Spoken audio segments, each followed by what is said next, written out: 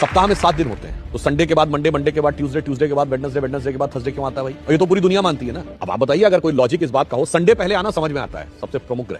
और जो हमसे कहते हैं कि आप लोग तो 7 ही ग्रह मानते हैं और 9 होते हैं, तो भाई तुम भी तो 7 दिन मानते हो, मगर सवाल हमसे पूछते हो। चलिए, अगर सूर्य सबसे बड़ा ग्रह है और साइज के हिसाब से होना चाहिए था, तो उसके बाद दूसरे नंबर का ग्रह बृहस्पति है साइज में, फिर तीसरे नंबर का शनि है, तो संडे के बाद थर्सडे आना चाहिए था, उसके बाद सैटरडे आना चाहिए। यदि सूर्य से डिस्टेंस पे देखें तो नियरेस्ट वेडनेसडे है, तो संडे के बाद बुध है, तो संडे के बाद वेडनेसडे आना चाहिए था। परंतु ऐसा क्यों होता है? उसका कारण विशुद्ध भारतीय ज्ञान, जो भारत की वैदिक ज्योतिष है, जिसमें एक चीज होती है होरा। जिन्होंने थोड़ी बहुत एस्ट्रोलॉजी पता होगी उन्हें पता होगा, होरा शब्द जो है इसी से ही ग्रीक में हॉरोस्कोप शब्द जो अंग्रेजी में आया है, वो होरा से ही आया है। अब होरा ये होती है कि यदि सूर्य की पहली होरा है तो 24 घंटे के बाद जब 25वां घंटा लगेगा, यानी नेक्स्ट ये जो फर्स्ट होरा होगी वो होगी चंद्रमा की। फिर चंद्रमा के बाद जो नेक्स्ट 25वें घंटे में पहली होरा आएगी वो आएगी मंगल की, मंगल के बाद बुध की। एग्जैक्टली जो वैदिक एस्ट्रोलॉजी के होरा के कैलकुलेशन का जो सीक्वेंस है कि सूर्य, चंद्र, मंगल, बुध, बृहस्पति, शुक्र और शनि, उसी सीक्वेंस में ये हफ्ते के 7 दिन है। और ये हम सब ने सुना भी है, ध्यान किसी ने नहीं दिया। जब हम पूजा करते हैं अपने घर में, और तो वो नवग्रह शांति का मंत्र सब लोग सुने जरूर होंगे पंडित जी के मुंह से, ध्यान नहीं दिया होगा। उसमें क्या है? ब्रह्मा मुरारी त्रिपुरांतकारी,